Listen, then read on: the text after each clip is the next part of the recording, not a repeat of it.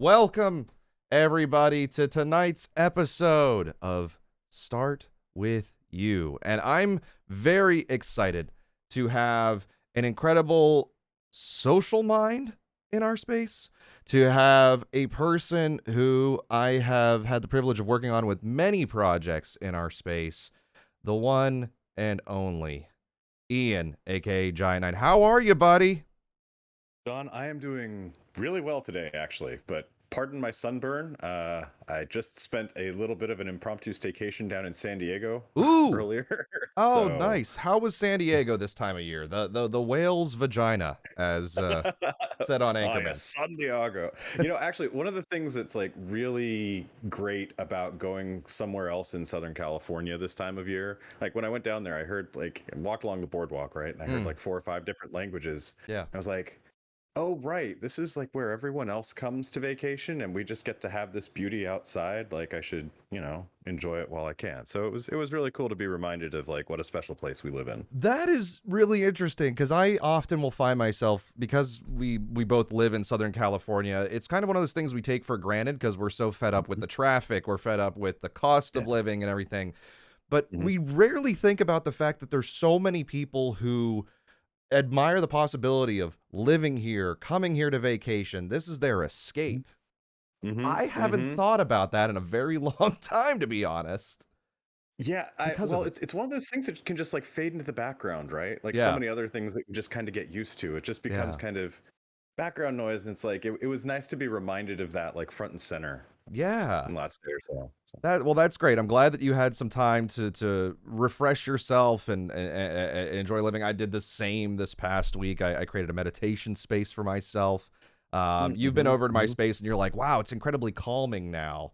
And Yes, it's one of yes. those things where I think a lot of us need to find those spaces and those opportunities to disconnect, decompress, create a space where you have a clear mind.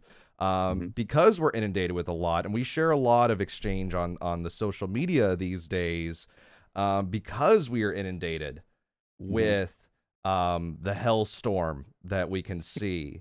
And I'm Right. always impressed at how you look at things. I think this is because you're an educator and you have worked as a professor in the past and all of the like, where you look at things very analytically and Mm. you will then make determination, which I think a lot of the internet doesn't function with currently. Yeah. But let me tell you, I try to be a calm and patient mind, but I am still very human. Yes. Things could still kind of set me on tilt. I think the thing that's really important though, especially with social media, and is that you kind of realize what you're engaging with, right? Mm. Um, I mean, you and I have had conversations over the years about how much of that world is fueled by and almost kind of reinforces like negative emotionality and this kind of Mm. like negative feedback loop of emotions and thoughts. And when things are going awry, like that's especially when things are going awry, you don't want to be anywhere near that, right? But Mm. also just even on the day to day, like John, I can't even like I cannot tell you how much just like putting off engaging with social media until like after the first hour I've been awake like changed my life. Like not going to lie. And I know that I'm a Whoa. social psychologist and I'm not Yeah. supposed, I'm supposed to be one of these people who knows these things. Well, guess what? Social psychologists are people too. Um, but seriously, just putting off like for an hour, not being on Twitter, not being on Instagram, not being on anything that I use, and just kind of letting the day come to me without any of that did so much for me. When did that start um, for you? Was there a moment where you were just like, you know what, this is a behavior that I'm going to instill? Sort of like I signed up for an app that was like, you need to drink water as soon as you wake up. The stuff like that, where mhm. you start to instill good behaviors. What led you to that decision? I think it was a number of things. The first big break was when my father was diagnosed with cancer Mm, a few years ago, right? And that kind of like brought so many features of my life into very sharp and immediate focus. mm, And one of the things that I saw was like, oh wow, like all this time that I've got on Facebook, like yeah, I'm able to write these like, these pieces that people read and like have a lot of generation, but I also get exposed to a lot of like uh unfiltered, shall we say, emotionality or feelings or interactions, right? And I'm like, well, I can't be taking on all that when I've got to think about my family and my company and everything else. So I think dad's diagnosis was the first moment, and then the pandemic itself. Actually, interestingly enough, I got more involved with some people over like Zoom calls and things like we all did, but I also noticed that just like staying off of Twitter just made me happier. So it was a practice that was kind of built over time. I did have like a really like sharp inciting moment, but Mm-hmm. kept on building it. And when I came back uh, to everything, it's been a lot easier to keep that pattern going. Right. Nice. Although I will admit that sometimes it helps that my sister reminds me to stay off social media and vice versa too. Bless Having the like an family. accountability partner. Bless Yeah, bless bless the absolutely. family for reminding us Yeah. to, hey, by the way, you don't need to be on it. Um, Hmm. when you came Thanks, back Liz. to it, because obviously you said like at the start, obviously you were handling, family, and that's where you wanted your focus to be. When you came back to using these services, and it's good that you actually have a break in the morning where you're like, I'm not going to engage. Did you Mhm. start creating spaces for yourself, or did you let it go back to its normal flow? Like, did you see you actually like how you engaged with social media change by being disconnected from it?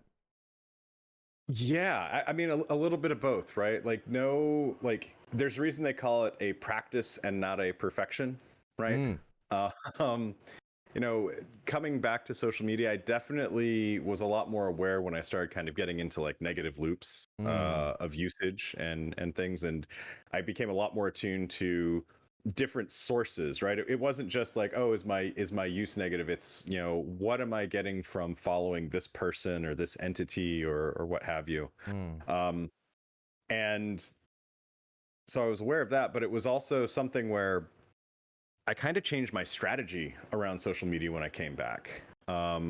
It became a lot more kind of, this is my space to say what I want to say, when I want to say it, and how I want to say it. Mm. Um, because before, I will admit, like, when I was working a lot more in entertainment day to day, I was using Twitter to catch up on news like all the time, or like, try and find like breaking things like, minutes ahead of other people, right? Yeah. Um, when I stopped looking at it like that and looked at it more as a platform to like have conversations, like specifically conversations, right? Not just kind of bring in information. Mm. I think that really helped a lot too. And it was something that was a conscious effort that is still a conscious effort in a lot of ways. Like I would love to see, how like how a lot of social media like keeps what you delete, right? Yes. I would love to see my deletion log because I'm sure it's just like huge at this point, right? Mm. Um, I uh let's see how much would I would say that like anywhere from 30 to 50% of the tweets that I start to compose I don't send because Oh, I'm able yes. to have this moment of just like, hey, does this serve what I want it to serve right now? Does this do what I want it to do? And if not, delete it, I've been move finding on. myself do that as well. Mm, I will give the blessing to which should be honestly, I believe, a service available to everybody. But Twitter Blue allows you to oh yeah. analyze your post before it posts. So you type it out. It has that little countdown that's like, are you sure you want to put this out there in the space? So you're double Hmm. checking yourself, obviously checking for misspellings and is the verbiage right. There's been so many times that I found I've moved it directly into drafts as a Yep. result and just said, you Yep. know what? It doesn't serve its purpose right now. And I'm curious if that filter was applied not just to social media, but our everyday actions, where there's actually Mm-hmm. something that checks and balances us. Like, hey, Hmm. before you get angry at the barista because it's taking a few extra minutes for you to get your latte, would that check and balance actually prevent a lot of the anger or aggression or misguidedness that we see in our day to day? Yeah. And not to sound like, kind of like a West Side, kind of like yogi too much or whatever, but being present and being intentional with your actions is one really cool way to kind of have that sort of that stop, Mm, right? Um, there's this great work. I'm sorry, I'm going to go put on my professor hat for 2 seconds. I promised please. myself I'd try to not wear it too much, but there's this work by this amazing psychologist called Robert Cialdini, right? And Cialdini talks about these things that are click whir mechanisms. Essentially, like for those of you who remember tape players, remember when you'd hit play and it would go click and the tape would go whir? Like it's a behavior that's essentially like that. You get kind of some stimulus in the outside world and it just goes click and you go whir, right? And a lot of what you were just talking about with the frustration or the kind of, oh my god, what's happening here, like the Mm-hmm. kind of the negative stuff that can get triggered by so many things. It could be your barista, it could be traffic on the 405, it could be the sun setting at just the right angle to just like, make everything go Oh, kerwonky, absolute hell. right? Don't drive to the west side at that time. No, no, no, do not.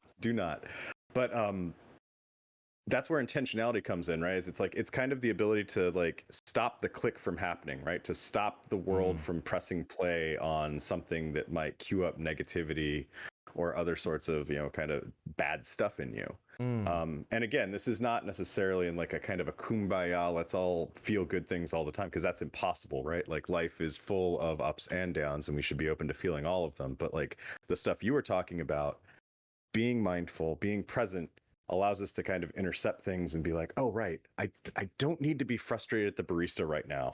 I don't need to be frustrated at traffic. And besides, there's nothing I can do. So Mm. yeah, let's do something else. And it's all Right. and that's the interesting thing with like social media, to go back to that, is we find ourselves, I feel like our brains are not trained for what social media has presented to us, because Mm. let's say you are sitting on the beach and you are in complete bliss with the Mhm. post you're about to make on let's say Twitter. The next thing you know, you're thrown directly into 405 traffic, and then you're immediately thrown into a shark pool, and then you're immediately thrown into, oh, wait a second, another moment of bliss. You're constantly going through um these emotional highs and lows Mhm. without choice, Yep. ultimately, if you're just paying your homage to the feed. Like Mhm. if you're just Mhm. present for what the feed presents to you. Right. And Yep. I guess, have you seen any studies, or have you explored like that balance of, how much we're inundated with? Because you've obviously found strategies for yourself as to how to manage it. Mhm. But have you observed or had any conversations with other educators in our space about that topic? It's one of these. Let's see. What's the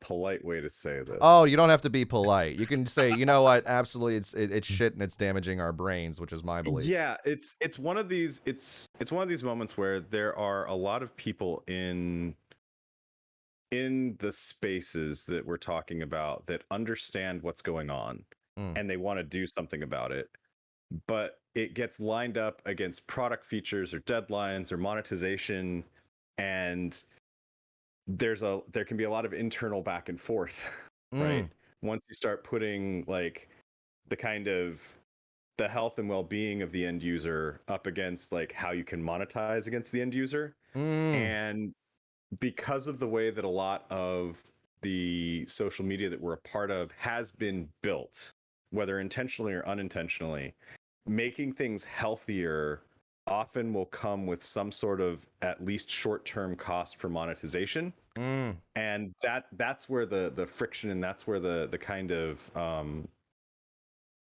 the hard parts of the conversations can be had, right? And in the way that I found that you can get the most movement in those situations is trying to get people to not just think about money, and not just think about the short term, what the next quarter's numbers are going to look like, but start them thinking about other things that will build loyalty, and better interactions long term on the platform. Yeah.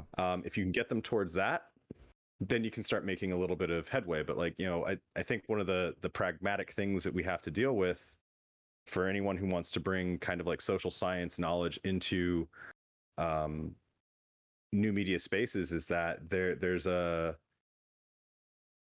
are other kinds of capital in play Yeah. other than psychological capital for a lot of people. So And when you're yeah. and we're gonna relate to the real world for a second. So we actually Okay. shared I think a concern. I don't know if it's a criticism, but a concern when we saw the sardine can of the recent Anime Expo, where Yes. yeah, at the start of Oh it, God. Yeah. obviously we're still in the Mhm. pandemic. Hmm. There was the issues with mask policies for those who are listening. At Hmm. one point, they had pulled back on COVID protocols and they said, you know what, we're not going to be checking. There was a lot of backlash because people Hmm. are realizing there's a horrible subvariant currently working its way through Southern Yeah, BA4 California. and 5 right now. Yeah. Yeah, so and it's everybody is getting it. I had it not too long ago. Right. Yeah. And there was a lot of pushback on that. But then when we saw the crowds, I feel like there was that issue again of what you just highlighted, where a lot of companies are very much focused on what is the immediate net gain versus thinking on in terms of the long term of like what is best for the health of this community and for the loyalty of this Mhm. community to keep them safe so they keep coming back. So they keep Right. coming back to our storefront. And when I saw Hmm. that crowd, I was honestly worried still for their health for the level Hmm. of that crowd. But ultimately for their experience, like, is it a positive experience that they are going through that makes them say, you know what, next year I want to come back? Right. Right. Well, and there's something that's kind of like interesting slash perverse that's happening there as well, right? Is that let's say that you go to a show like Anime Expo that I'm guessing had, it's 100,000 people that it does this year, and you can track COVID there. Most of your recovery is not going to be during Anime Expo, right? It's going to be after Anime Expo. So in some ways, like the the people who are putting on Anime Expo don't have to deal with like as much of the negative outcomes, right? Because they're not immediate, right? They're kind of staggered. So Mm, someone might be thinking, I got to go to Anime Expo and I got to see my friends for the first time in 2 years, and it's worth having COVID now, right? And mm, so there's not even like that feedback mechanism for AX to have incentive to change, right? Because they've already collected the money, they've already had the show, everything's done, you know. So it's it requires a kind of a prioritization of things beyond money, of things beyond immediate gain, in order mm. to really be a good steward of this the kind of experiences that your users, your fans, your whoever's have, right? Does that make sense? am i That am that i no, that does make sense, and it feels like what you were just relating to the real world is once again also relatable to the world of social media, in that we will Mhm. place ourselves into spaces like what you were describing with Twitter. Just you didn't feel good in it.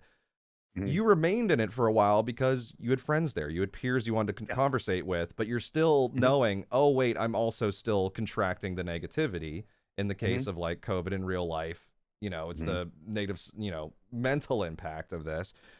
Yeah. I'm curious. You, Mhm. you were just saying you mentioned different types of capital just a bit ago, and Right.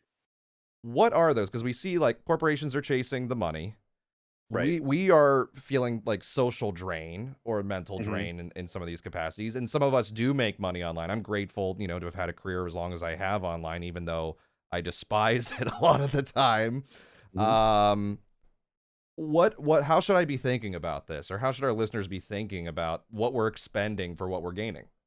Yeah. So like it's funny, right? Like we discuss capitalism a lot like in the world right now, Mm, right? At least kind of in the US context there's a lot of that, and so people say, well, there's capital, right? A lot of people usually when they think about capital, the first thing that they'll think of is, hey, and anyone who's listening to this right now, what's the first thing you think of when we say capital, right? It's gi- usually money, like Give me like that John just green. said, right? Give me that Yeah, give green. me that green, right? But yeah, as far as like capital is so much more than that. And really, the way that I like to kind of talk about it is that there's four kinds that you really want to be kind of a wise steward of, right? Financial, psychological, which kind of includes your emotional and cognitive capacities, Mm, social capital, which is your reputation and your relationships, your ability to aid others and to get aid, and then temporal capital or time, right? Um, and the reason that I put them in that order, financial, psychological, social, temporal, is that it actually goes from the easiest for a person to make more of to the hardest for a person to make more of, right? Like time is at the end because it's literally the only resource that we have that we cannot make more of. Even when we're looking to save time, we're usually spending time to save time, right?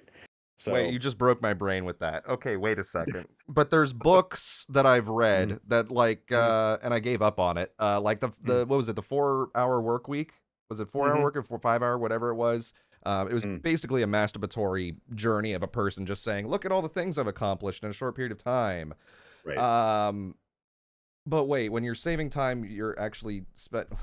Okay, hang on. Dive in deeper. You broke my brain with Yeah. these. Yeah, no, no, no. It's totally cool, right? Well, I mean, like the example that you just gave, like, you were reading a book to hopefully save time, right? That's right. So, did you have to spend time to read the book? Yes. Yes, right. And in fact, in that case, like you said, that you didn't finish the book because it was just kind of like masturbatory and like, whatever, right? Yeah. So, you spent time that you thought was going to help you save time, but it ended up probably not helping you save time, No, it didn't. right? And that's what I'm talking about, right? Is that even when you are like putting together like a really solid plan, or you have something that will save you time, it's it's still going to you're still going to have to spend time to make that thing happen, right? And there's a Mm. lot of things that we spend time on, or that we get sidetracked on, uh, in the process of trying to save time. And that's why I say you're always spending time, right? It's the only thing that you've got that you can never make more of, So it just really period. so when you're looking at projects, if I'm to relate this to broadcasting, and when I advise people Mm, not to broadcast for broadcast sake, that's effectively just burning time with potential little to no return correct. on that investment. They're just spending the Hmm. time. Hmm. And when I guess when you're like take me through like analyzing a project real quick. Mm, If we're looking at these four types of capital, so once again, it was financial, psychological, there was what was it, social, and hmm. then effectively time-based capital. Yep, exactly. A plus. Good job. Yeah. So take me through an example project analysis that our readers Mm, might be able to relate to. Let's say it is their okay, their friend wants them to film their wedding, okay. but let's say this person isn't an experienced photographer. But Oh they've my. but they've received a request to film their friend's wedding. Okay. So are we doing this from the perspective of the inexperienced photographer? Or are we Yes. doing this from the okay? Yeah. So that's a great question, right? So like you can kind of you can see, just thinking about it at the base level, how all four kinds of capital get activated, right? So hopefully there would be some money in play, right? Like they'd be offered some money, right? Pay your friends, even if they're your friends, pay them when you work with them if you can. All labor has value, just number one. Just I'll say that up front. Um, but from the perspective of the photographer, right? So now they're starting to think, well, like, I'm not really at the level that they deserve for me photographing this event, right? So like, all right, so how much time do I have? Like, do I have enough time to get like either the skills, or to hire someone else in who can be the professional that's needed in this situation, Mm. right? And while that's going on, what are you thinking about psychologically, right? Well, you're under a lot of like cognitive load, probably, because you're trying to engage with rapidly climbing expertise, which is something that's really hard to get, right? Like Mm-hmm. you can't just like take a pill and become a better photographer. You can't just eat your veggies and magically become better, right? So Yeah. there's going to be a lot of cognitive strain trying to figure out how to fill that gap. There's going to be emotional strain too, because I feel like a lot of people generally, when they're looking at doing a job, they want to do well, and if they don't feel like they can do well, it can be a real burden, Mm. right? And socially, the other things you have to think about are not only the relationship that you have with the friend that asked you, right? But if you do end up pulling in someone else who is a professional, what is it going to cost you in social capital to get them to come on board and be a part of this project, right? Which is already Mm. might look a little bit shaky from the start. So now you're having to ask people to come into a project that might look shaky if you're going to do the project.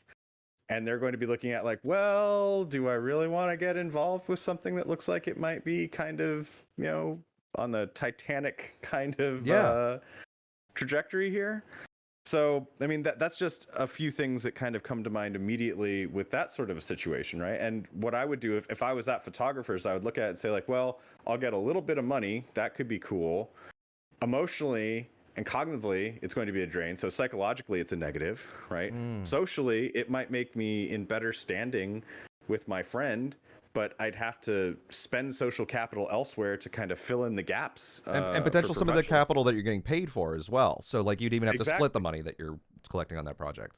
Exactly, right? So your financial goes down a bit, your psychological's down, your social is at best neutral, but it's probably going to be negative. And then temporal capital, how much time are you spending to coordinate all this and put all this together? A lot, right? So like it's just negatives across the board for a little bit of money and a little bit of goodwill with your friend maybe. And what I would say is that, like, you need a better deal, right? Mm. You need to find a better way to make this happen. You need to find a better way for you and for anyone who you involve in doing that work to, you just need a better deal. I feel like this can be applied to nearly every single scenario in life, like your Mhm. job scenario, your relationships, Mhm. your maybe new gig that you have in mind or project that you want to take on, even diving into a large book that you believe you should read, like Tale of Two Mhm. Cities, for example. Everybody's like, you got to read Mm. Tale of Two Cities. I look at that thing and I'm just like, I read the Holy Bible when I was wanting to be a preacher at one point. Right. Um, like it feels like you can apply this across the board. Like what is an example of like a scenario which makes sense? Like that one I feel like I gave to you. It's just like, oh, there's a lot of good things you're thinking about. Like, does it make sense for me to take that opportunity in proper Mm. analysis?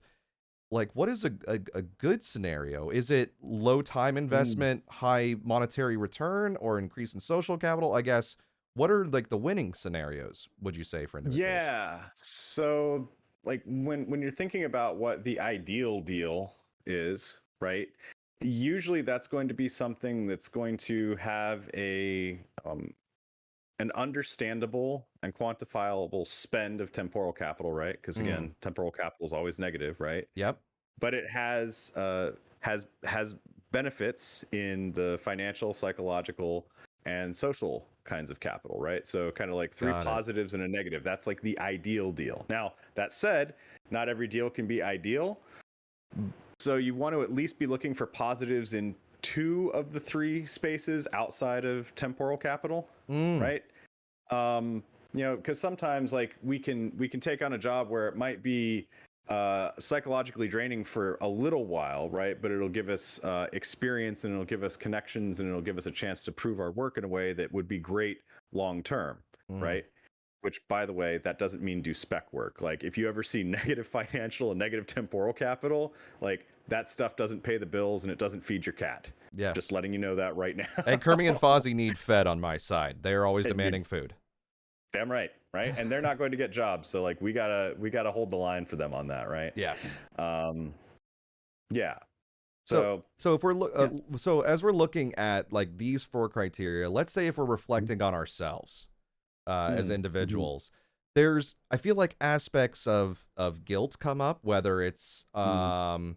I'm spending a lot of time, I'm not making enough money, or there's the social elements of, well, I don't want to let people down that Mhm. overtake and honestly just continue to keep this cycle of us feeding Mhm. in. I see this happen a lot with families. Oh, my parents Mhm. expect this of me. Mhm. Or I can't let my peers down. They'll abandon me. There's this Right. I'm trying to think of the best way of saying it. Almost like there's a risk associated with the societal pressures that Mhm. keep us stuck in unfavorable deals, if we were to Mhm. outline it in these four areas. Right. How do we get past that aspect Mm. of letting go Mm. and just really looking at it in these terms? Like, is Mm. there a good way that they can separate from the psychological impact, which seems like it's taking over in this case, um, Right. and Right. allow them to actually look at it tactically? Tactically. So there's a couple of things that I can suggest. Like number one, a lot of what you just said, and this holds, by the way, this holds true for individuals like thinking about themselves and everything from their relationships to how they exist in the working world, right? Mm. Is that number one, a good therapist is always a good decision, right? Yes. To to help you pull out, the ideas of what kinds of experiences have you been through in the past that may have kind of like dented your decision making capability to make you feel like there's pressure that might not be there, right? Kind of like a trauma informed decision making Mm. scenario, right? Like the thing about understanding that and owning that is that for a lot of us, when we've been through hard situations personally, professionally, or whatever, we've had to make hard choices, right? And when you make those hard choices and you get through a situation, there can be a tendency to uh, kind of overvalue or over-index on what you used as a solution, because like, oh, it got me through this, so it can get me through everything, right? It's like, no. Like, when you're in hard situations, you have to make hard choices. That's great for hard choices. It's not great for day-to-day choices, right? And this is kind of like the second part of this, is that the biggest benefits in these sorts of things don't necessarily come from just being a tough badass whatever, I'm going to plow through the hard stuff. It's from being able to take the normal situations that you're a part of and optimize those. Right? It's about being able to be present with, oh, I'm not in this terribly hard situation, or the situation that I'm looking at isn't hard, right? That's actually something that I struggled with for a long time, right? Coming from the background that I came from and going through the educational process that I went through, like I didn't have really anyone else to kind of show me the way through. And so in my own kind of decision-making space, everything just seemed hard and dire, right? Because I was essentially just relying on myself. So, right. So that, and low key, what I'm saying there is also make sure you've got other supports, like therapists are great too. But you're asking about how can we think about the 4 kinds of capital more? Is that like the other part of the question? Yeah, Go ahead, like sorry. no, that's directing it towards, and I think what you highlighted there was good, which was building your social support system to a strength point where there isn't a almost a requirement expected of that group. Like, for example, when I attended Carnegie Mellon, majority of the fellow students I was with were in a higher, let's say, tax bracket than I was. They were able to spend way more. And in order to keep up with them, I put myself into debt. When I lived in Beverly Hills, I did the same thing because I wanted to keep face with the celebrities I was associated with and all the folks I was associated with. So I was spending a lot of capital to increase what I believed to be social capital. But when I ran out of financial capital, my social capital then was gone. And so there was these guilt aspects of I need to do this, or I feel like I need to do this in order to achieve. And I think what you said there regarding there isn't a given solution for each and every scenario that is consistent. And I think that can be applied to how you're looking at the job. Well, it's just like, oh, well, I have to stay doing what I'm doing and stay in this flow, although I am losing capital, social, psychological impact, and it's eating up my time guaranteed. Even though I'm losing it, I have to keep doing it because of the guilt. And you know what? Something you just said there is a really great key for people to start kind of listening to in themselves, right? When you say, I have to, right? Anytime you hear yourself saying, I have to, the first thing that you should be thinking of is why, right? And when you answer that why, you have to ask yourself, all right, am I answering this in an honest way, in a way that's grounded in the reality that I'm in now, not in a reality that I'm assuming because of my social world, or because of what I saw on the internet this morning, or because of what my parents tell me, or because of what my friends think I should be doing. If I say I have to do this thing, you have to ask yourself why, and you have to find a good reason for it. You know what I mean? Yes, and this is funny because actually in our first episode we were talking with Unigeek and they were talking about like you should do something. Oh, I should get Taco Bell right now, and it's like, well, do you? do you have to get Taco Bell right now? Do you want Taco Bell? Do you need Taco Bell? You definitely don't need Taco Bell, unless you're in some belief systems, which is some days with me.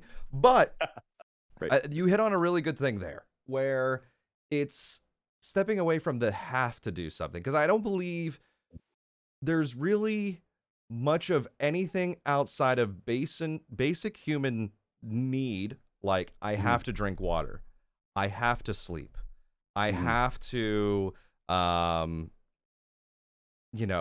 have a roof over my head if it is snowing down and the temperature is getting low. Outside of those, like when I look at any work-based scenario that I ever found myself in, although it was a job requirement or a request, I technically didn't have to. do a majority of the things of which I believe I had to do. Right. Right. And that's the thing, right? Like as it is with work, like what you just said, I think is very very insightful. You know, we put a lot of pressure on ourselves. We believe that things have to be the way they are, or we fill in gaps when like we have ill-defined goals that are set by our bosses or whoever, right? And we think, oh, well, this is what we have to do. But it's not just with work that we do that, right? We can do that with our interpersonal relationships, even with the people that we love the most, right? We can make assumptions about what we are, what we should be, or what we need to be. And like, again, anytime you say, well, oh, I have to do this in this relationship, again, the question is why, right? Especially if that feeling of having to do something is forcing you to put a part of yourself away. And let me be clear here, like, it's good to have boundaries, right? It's good to have yourself firmly situated with boundaries between yourself and other people. And what I'm advocating here is not for, oh, well, I just get to be as like disordered and whatever as I want to all over everything. No. If you find yourself penning yourself in though repeatedly, especially if it's hiding some part of your identity or hiding something that gives you joy, or like, you know, pushing something aside because you think, oh, I have to do it for otherwise my partner won't love me, or I have to do this because if I don't, my mom won't accept me. Like, that's the kind of stuff where you want to be asking whys very strongly as well, right? Because these assumptions that we can make about what we should be doing and who we are, they're not just embedded in work, they're embedded in everything, right? And it's okay to ask those questions. It's okay to ask yourself, and you know, a lot of the time you'll probably find something that allows you to live a fuller, more honest, more true life, right? Because that's where you really start spending capital, right? Like you were just talking about the Taco Bell example, right? Like, I mean, for me, like I have had, like, food has been one of my my go-to kind of comforting things for a lot of my adult life. I'm fully okay admitting that, right? But if I'm not asking myself, like, why do I want to get Taco Bell right now? Right? Well, okay, well, then I'm going to be end up spending like the financial capital to kind of like assuage like my psychological capital deficits that I'm having at that moment. And then I'm going to have to spend more temporal capital because I'm going to have to work out harder the next day to kind of like counteract things, right? You can get into a spiral really easily once if you just kind of think you have to do things, if you just give into those impulses. Right? Okay. So, An analysis of impulse. There's a lot of we live in a current era where everything has to be now. Social media is always instantaneous. Like you were talking about the news at the start of this, how you had to be abreast of the information before your peers were. So that way you have that perception of expertise, or that you're in the know. I guess how do you separate from what is absolutely necessary now versus what can wait when we're analyzing projects like this? Yeah, absolutely. So, I mean, one thing that I think is really important for people is understanding if you're trying, like, are you seeking out things? Are you seeking out immediate gratification, whether it's through knowledge or, you know, food or relationships or comfort or whatever? Are you seeking that out just kind of generally as like a general, like, oh my God, I just need to know, I need to feel, just feed me, whether it's emotions or interactions or food or whatever? Yeah. Or are you doing it with a purpose, right? So like I can give you an example about social media. Yeah. I like basketball. It's about the only like major sport that I follow. Right. It can be really cool to go onto Twitter during like the NBA playoffs, right? Go on there and be intentional about looking at my friends who are into basketball, looking at like sports journalists who are into it, and like following them and seeing their interactions in real time, right? Yeah. Because that's something where it's like, I'm here, I'm intentionally here. It's for something that is anchored to this particular time and space, right? Like I could go on Twitter like the next day if I'm watching like a replay of the game or whatever, but that's not going to have the same sort of effect as me being able to be with other people digitally, right? Or hey, maybe like I go on my friend John's stream when he's playing a game that I really like to watch how he experiences this thing that, you know, I've experienced already, right? And I can, you know, comment or whatever, right? that's a specific use, right? That's a specific targeted use versus just kind of letting it all flow through you and letting all this information kind of flow through you and flow into you and just kind of like mindlessly just being fed whatever the algorithm decides to keep feeding you, right? That, like, when you're at that point, it's essentially the equivalent of not being conscious of what you're consuming, like for food, right? Except it's food for your brain instead of food for your body. Yeah, I'm picturing it like when No Face arrives in Spirited Away, and he just like places himself, and they're just pouring all this shit. You know, they're just pouring food. It doesn't matter what he eats; he just needs to consume, consume, consume, consume. Right. And is that actually what he was looking for? No, probably not. Yeah, no, right? he was just taking it. Well, and you know, and the interesting thing to think about here too is that, like, you know, like, again, even if I like basketball, right, and even if on my Twitter, for instance, even if I only followed people who are like sports journalists or whatever, right, if I'm engaging that, like, I may like basketball, but if I'm not engaging that with intention, it can still be trash, even though it's something I might enjoy, right? That's another important distinction as well. Right. Pardon me there. Sorry about that. No, you're fine. You're fine. So here's an aspect of the internet or spheres. Like, obviously we highlighted the guild aspects that can be carried. Contention online. Where you're not saying to yourself you have to or you should. It is, let's say, the audience you've curated. Or it is people who are upset because they believe something differently than you believe. You have to worship our God. You have to do this. You have to only play Fortnite streamer, you know, X, you know? How do you then handle the expectations of a crowd when you're doing analysis, or should you be taking it into account? So, this is where having good boundaries is a really important tool. Yeah. Right? I mean, you and I have both worked with crowds in one form or another across most of our professional careers. Yes. Right? Whether it's, you know, a crowd of like one person or a room of 1,000 or being broadcast to whatever, right?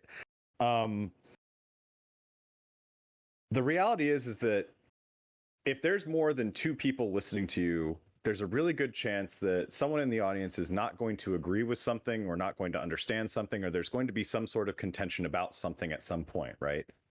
And this is where it behooves you, whether you're a creator, whether you're a professor, whether you're a consultant, no matter what you're doing, whether you're just like kind of talking to, I don't know, like your church group or your group of friends or whatever, like, you have to know what you want to say, right? And you have to know why you want to say it. And you have to realize that, like, in that moment while you're on stage and or while you're in front of everyone, it's your platform, right? And if you want to create space where contention can be opened up and aired out, or if it's part of your vibe, that's totally cool. But first, you have to be true to what you're trying to get across, right? Right? Because if you're not true to what you're trying to get across, you're not going to be true to yourself. And if you're not true to yourself, like, then it's going to become a lot easier for all sorts of cracks to form in what you're doing, what you're saying, and other people to kind of latch onto that, right? Like, I mean, you've seen it, right? Well, people look for the holes. So, like, if you're on stage and you're placed on a stage that you personally don't believe in, let's say if it's a broadcaster playing a game that they actually don't like, but they're doing it to chase a trend, or if I was put on stage to be an expert about anime, which I'm not, people will find the holes. There will be the guy that steps up to the mic and says, okay, in episode 322, Luffy says this. Exactly. Does the, you know, glasses push up. And that's effectively setting yourself up for dangers of contention that ultimately you shouldn't even be exposed to, because you shouldn't be on there. You shouldn't be in that stage. Right. Well, and this is the thing, right? Like, the person that you just mentioned, right? Like, I really believe in understanding the difference between good faith contention and bad faith contention, right? Okay. Like, you know, and especially for me, who like comes from like a social science background, it was one of the hardest things that I had to learn, coming from like a PhD program where the entire point of doing experiments and running through theory is to kind of chip away at things that aren't true so we can find something that is more true, that is more predictive, that's more useful, right? And so to me, science, like social science especially, has always had this kind of like gladiatorial aspect, right?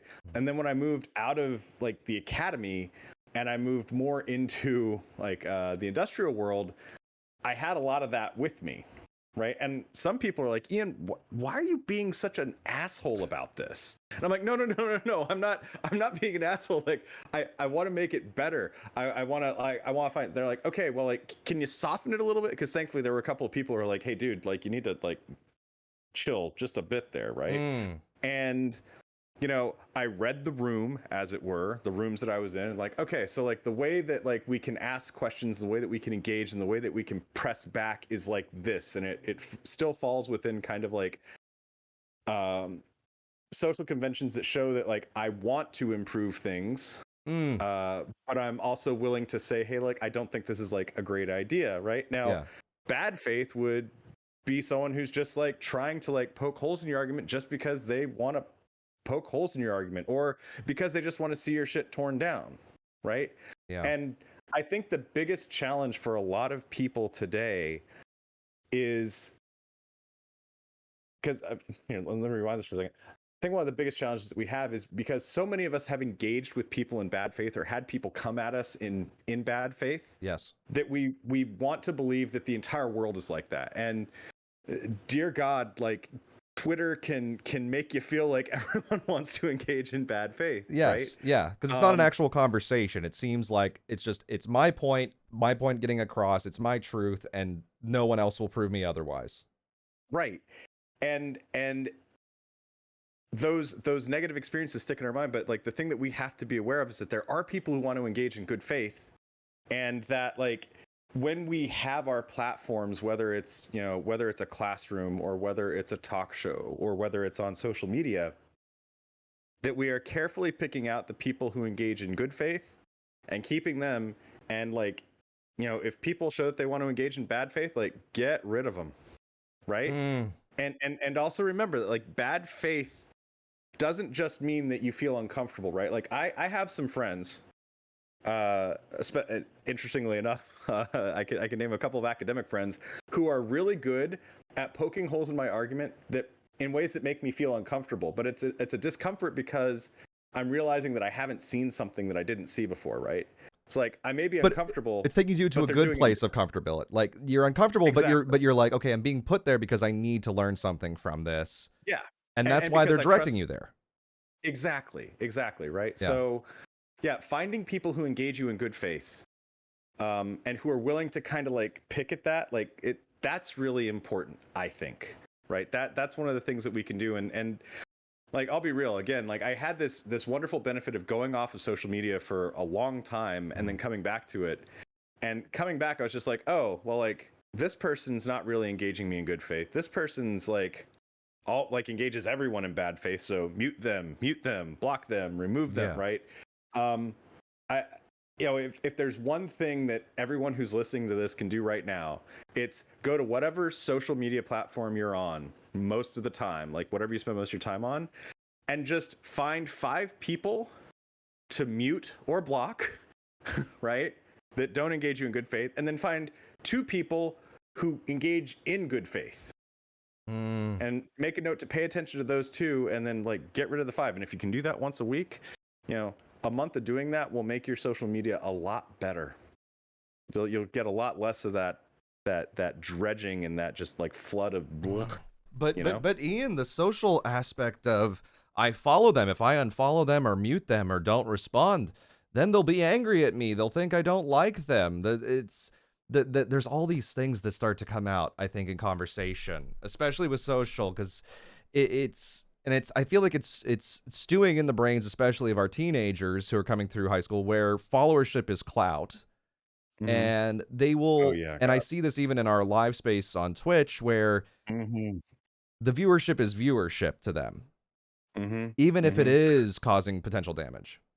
Well, and this is where I think, something that you say is really important, right? Is like, remove small streamer from your vocabulary, Yeah. right? And the way that that ties into this is like, look, your job, like, and I say this as someone who has had, again, audiences of lots of people and audiences of small people. Take it from this nearly middle-aged man sitting here in front of you, right? It is always better to have a smaller audience that is there for you and is like intentionally there for you than it is to have a large audience that could give a fuck about what you're saying, right? Like, you want, and I know that the draw can be especially hard, like if you're younger, right? If you're in middle school, if you're in high school, if you're in that age where you're trying to find where you fit in and what you fit in with. But I promise anyone who's listening, the goal is not numbers. The goal is like finding people who are there for you for the right reasons, not just because you're some sort of like flash in the pan, not because you're some sort of meme, not because you're just playing the game that's trending on Twitch right now. You want the people that are there because of who you are and who will engage you in good faith, because that's how you build something better for yourself in your heart and your mind and your soul. Sorry, I didn't realize that I brought my podium with me today. Oh, that's fine. It helped with your height. It gave you a little bit less headroom on this shot, but that's fine. I want to open it to audience questions. If anybody who is listening right now live on Twitch, feel free to post those questions in there. I'm gonna pose one your way, because you've had a career that has spanned obviously the education circuit, the working in convention circuits. That's actually, when we first met was in a convention circuit, but you had been a viewer of my work early on. And then Yes, I have. and then you've run companies, you've done consultation, all of these things. What is the driving factor that attracts you to any of those given moments, or like the projects that you've chosen? What is the driving factor for you more often than not? Curiosity and optimism. I if I can be slightly personal for a moment here. I was raised in a very religious household. At least by a mother who wanted us to be religious, right? We were in a space where being religious was the right thing socially to do, right? And little Ian like ate that shit up. Little Ian was there for all of it. Little Ian was on his knees praying every night by his bed, right? And at some point, kind of preteen, my teenage years, I started having serious doubts about God.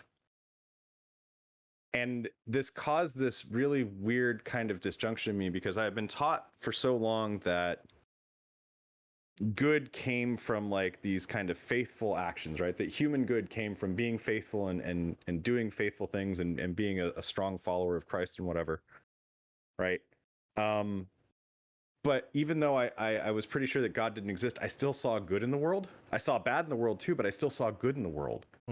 And I wanted to like, well, wait, if this stuff that I've been taught about, like what's good and what's bad, like doesn't exist, but good and bad still exist. Well, what is driving good and bad?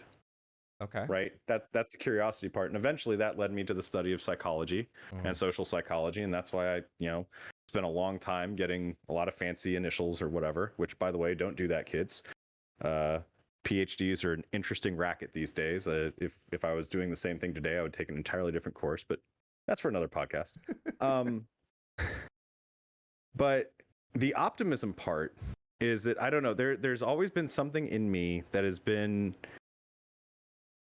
fundamentally hopeful about my species, right? Even with the contention that I see, even with the terrible things that I can see happening, even with the terrible things that I've seen us do to each other, like I still know that good can happen, right? Like Anime Expo, right, is a great example, right? Every concert that I produced while I was working there, even if I didn't care about the show, that the Anna song stuff was from, even if I didn't care about the band, I could go into those rooms and I could look at people who were in genuine states of joy. and who had something almost primal met in them. And I'm like, that right there, like, that's something that we can do. That's something that I can do and I can help build in the world. And I want to figure out how to do more of that for more people. And once I saw that I could do it, because I did it, in the lab when I was in my PhD program, I did it in legal psychology, then I did it in environmental psychology, then I did it in entertainment conventions with Anime Expo, and then I'm like, wait, like, if everything I'm working with like deals with human hearts and minds, well, like, can I extend this to other places? Can I go to other places and find ways to kind of be this optimistic and spread this stuff? And it turned out yes. So I think that's a really long-winded answer of saying, like, I'm curious about what drives us to do good things, and I am optimistic that we can do good things with the right inputs, and I want to make sure that I'm helping build those inputs. That's so well said, and honestly, that's an inspiration, hopefully, to our listeners. I know it is for sure to me, just because we can, the news cycles, social media, all the stuff that we see on a database can feed us down this pessimistic viewpoint of what is occurring worldwide. Maintaining that optimism that we can find spaces that not only bring ourselves joy, but we can bring joy to others is something that is possible, and it's not lost. Can I get like even more personal for a second? Is that okay? Or do we have a question, or should I? Please I just go personal. Okay, cool. So shout outs to my dad Jans, who died in November of 2019, and shout out to every other member out there, the Dead Dad Club. That includes you. That does include me. Yep. I like to say that my dad died an inspiring death, and one of the ways in which I saw this really reflected, right? So Dad had cancer and he had metastases. Like when they found his cancer, it was stage 4, so there were already metastases in his brain and his lymph nodes, right? And so like we took him to get radiation for the stuff in his brain, and that's something where you're going like 10 times within a 2-week span, right? So it's like three visits 1 week, 2 visits the next, yada yada yada, right? I took my dad to a lot of his radiation appointments, and it's one of those situations where, like, when you're going to this place, like, you kind of start to recognize other people that are in the waiting room, right?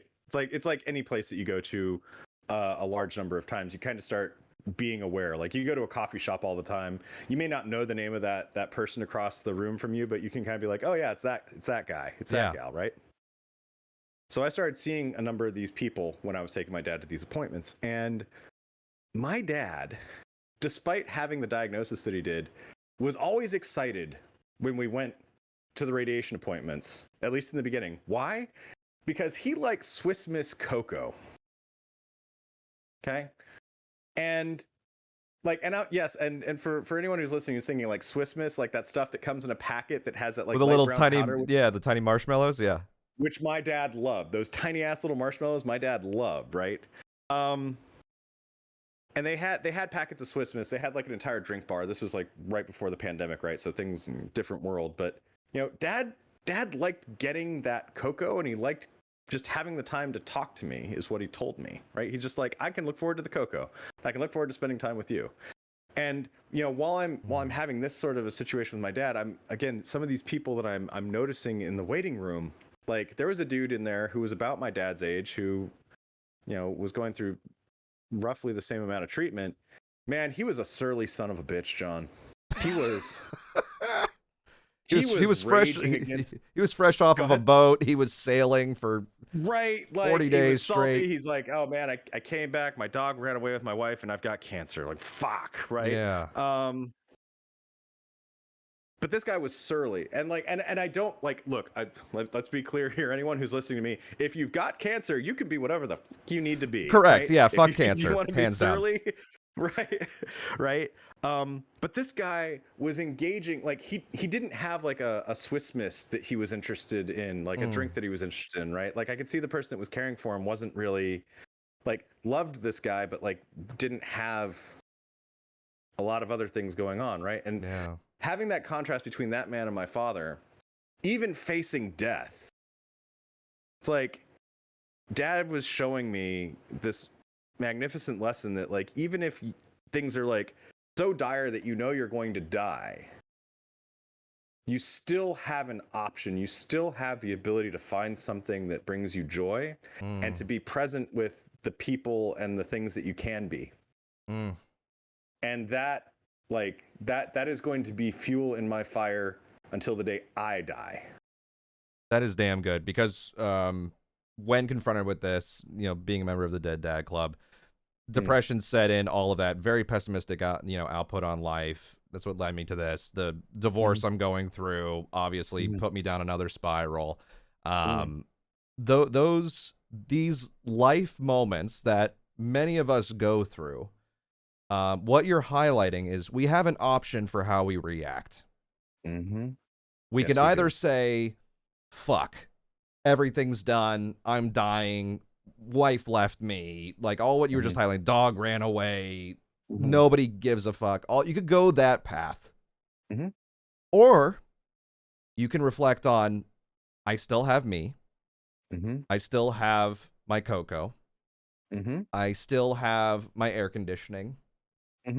Whatever that is, you can look at the world that way instead. Yeah. You can, right? And the more that you look at those things and the less that you pay attention to, because like here I'm going to get real here for a second, right? Yeah. I just want everyone to think about their social media for a second and ask themselves how much of it is non-consensual trauma dumping from other people that you're being subjected to every day. You want to fill up a full glass for me? I mean, I could. Yeah. Also, apologies for my cat food machine that is telling my cat that now is the time I thought that was eating. you filling up my glass of people trauma dumping on me every fucking day. Right. Like, and here's the thing, right? Like, if I think about, thankfully, like my dad was not of an age where he used social media, but he was of an age where he could have just as easily had different news channels on in the house all the time, right? Like, Dad chose not to have that on, right? And again, no matter how bad things are going, it behooves every one of us that respect ourselves and that want to do better for ourselves to be aware of what we are exposing ourselves to, and what we are just kind of being exposed to by the proximity of, right? Like, I mean, Twitter is unmitigated trauma dumping 99% of the time for a lot of people, right? That's not the kind of mindset that's going to allow you to enjoy your cocoa, even if you don't have cancer. You know what I mean? It's filling all those other chairs in the chemo area while everybody's sitting there for 4 to 5 hours with their drip, and you're surrounded by the surly sailor. Exactly. Right. And again, if you need to be a surly sailor, if you need to be that guy, and I am not judging what anyone is going through. If you need to be that person, that's great. But that doesn't mean that other people need to just kind of take your unmitigated, just like, bleh, right?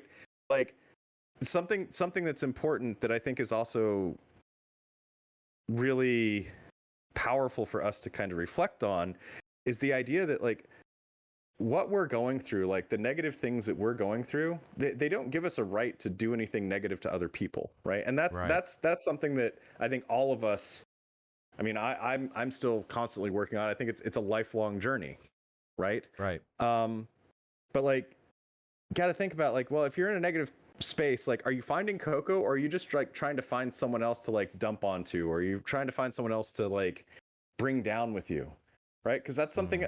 Anyway, again, the podium here, the soapbox is getting a lot of use. So No, the soapbox is appreciated. The soapbox is appreciated because it's something that people just kind of take and say, well, that's the reality of things. That's the way. That's just the way the space is. When I think of when I first started working at Twitch, I saw a lot of toxic chat rooms on Twitch, and I was like, this is not acceptable behavior when it comes to misogyny or just general sexism that I was witnessing, homophobia, etc. that I witnessed in chat. I'm like, this shouldn't be accepted by these chat rooms. And some people would just react, oh, that's Twitch chat, oh, that's gamer chat.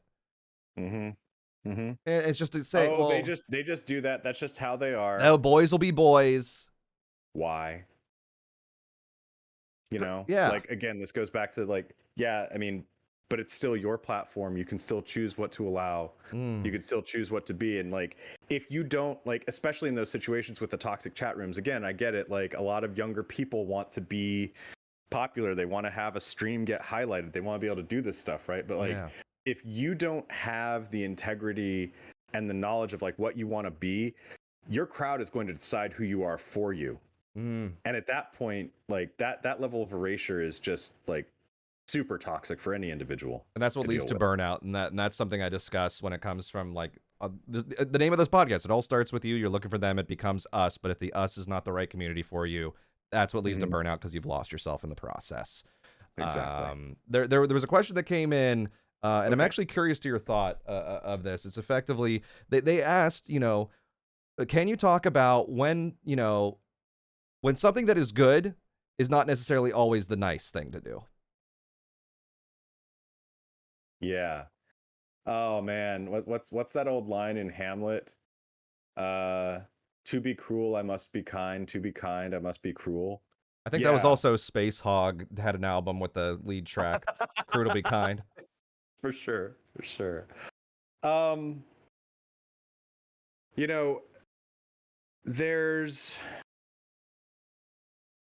I think a lot of this goes back to good faith, right? And a lot of this goes back to trying to cultivate connections to people who will engage with you in good faith and people who with whom you can engage in good faith, right? Because unrelenting positivity is one of the most toxic things that any human can do to themselves. It sets a an impossible standard of emotional and cognitive kind of existence that you will eventually fail, and when you fail you will fall, right? um the good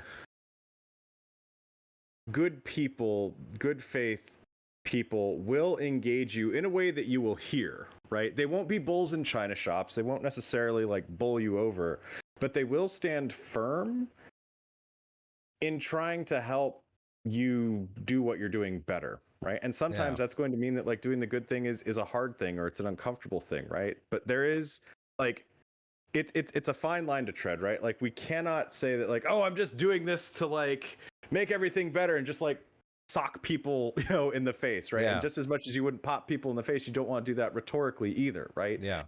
But like good faith will there they will find a cadence with you. They will find a way to communicate with you, and hopefully you can find this with others, that they can call you out on things or maybe even call you in on things in a way that you trust is in everyone's best interest. Does that answer the question, whoever asked that or whoever talked I, about it? I believe so. I mean, Okay. you just highlighted in, when we're looking at a moment, um, sometimes it requires not to be nice to have a Mm-hmm. conversation or to abandon what we consider to be niceties in order to better something. And I feel Yeah. like a lot of the issues occurring in the United States, occurring worldwide when it comes to war, perspectives, genocide, all of the above, sometimes Mm-hmm. it requires blunt speech. Mm-hmm. Sometimes it requires having to leave comfort zones Mm-hmm. to address behavior that's potentially going to impact in a dangerous fashion other people. Yeah. Yeah, and that's part of like I would love to say that like there's just like some magic pill to all that. There's just like some sort of like Mm. understanding that you can just magically come across. But unfortunately, there's not, right? Like the world is always changing, and we always have to be kind of active and aware consumers of those changes. Yes. And that means that like even like what you do today, like might not be the right thing a week, a year, a decade from now, right? That's right. Which is why a lot of this is really about understanding that things will evolve and that hopefully you will evolve along with them. Mm. And I just make sure that you're doing the best that you can in that moment, you Mm. know? It's So, embracing change, and change is scary, but hmm it's embracing that, sometimes the way things were isn't necessarily the way things should be or could be for the or will future be. or will be for the Yeah. future. Yeah. Yeah. That's Absolutely. very good insight. Well, I just want to say thank you again for coming on this Sure. show, for talking Sure. through all of this. You have immense insights from the observations you've made professionally. I thought it was a fantastic conversation just about, how we view opportunity, how we should be utilizing our capital, our four types of capital that are available to us, and just maintaining optimism in a space in a world that thrives on pessimism driven by heightened emotion. Yeah. So it's a lot of inspiration from the crowd, and I know that there was lots of hearts and stuff coming in from the chat for you. Is there Well, anything thanks of everyone. which you want to tease to the audience that's listening or present right now about stuff Did that I you are want to working on? tease?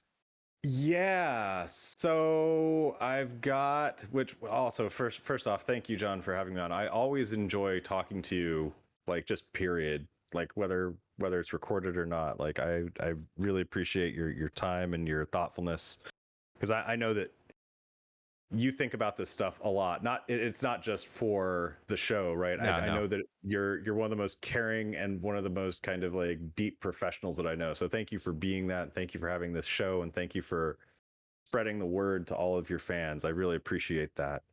Um, as far as like teases on stuff, yeah. If you like what I'm talking about, I actually just wrote my first like kind of book Wait, top like wait, I love that you just yeah. casually say that. Oh, I just wrote a book. Wait, what? Yeah, yeah. About the four kinds of capital, about how we can use them to make better decisions. We're actually available for pre-order right now. If you go to fkoc.net, it'll take you to the pre-order page. The book is, I I don't know. It's cheap right now. But yeah, it should be coming out later this year. It's being edited at the moment. And then there's actually going to be a couple of other things that I've got too. I actually have a couple of other tools that I'm using here. I can sort of show you the front, or I'll show you the. For those of you who are watching this, you can see, but everyone else, like, I actually also have this tool called the Decision Deck that I hope to be bringing out Oh, later that's this rad. year. And to describe what we're seeing, it's a card, and on the front of it Yeah, here, was I'll the get that. four capital. We have money, was that temporal, social? No, temporal is the time, Uh huh. the psychological, social, and temporal. And financial, yeah. Yeah. So I'll be bringing this out later this year. I'm testing this. This is actually something that's going to be really cool. There are a couple of therapists using it in LA. There's a venture capital firm using this to help their baby companies make better decisions about who they take money from. Mm. Um, so yeah, so that'll be coming out, and like when this comes out, it'll also be available on that fkoc.net site. Um, but yeah, those are the big things right now. And if you like what I said, like, check that out. But also, if you like what I said, I encourage you to just kind of sit with it tonight and see how you can make your life, starting with you, how you can make your life just a little bit better by employing some of these ideas, right? Because all of us want to do better for the world that we're a part of. All of us want to do better for the people that we love. That all starts with doing better for yourself. And That's so right. I hope everyone takes a moment to do something a little bit better for themselves tonight, throughout the rest of the week. And you can find me on the internet. You can find me at the website. Uh, I'm here to listen too. So yeah. I love it. Thank you again for coming on to this. You're incredible. Check out FKOC, Four Kinds of Capital, coming to every single bookstore, if bookstores are still a thing, in the near future. Oh man. But make sure you check that out, everybody. Thanks again, Ian, and to everybody who's listening. I hope you have a great today and an even better tomorrow. We'll see you soon, everybody. Take care. Bye bye. Bye everyone.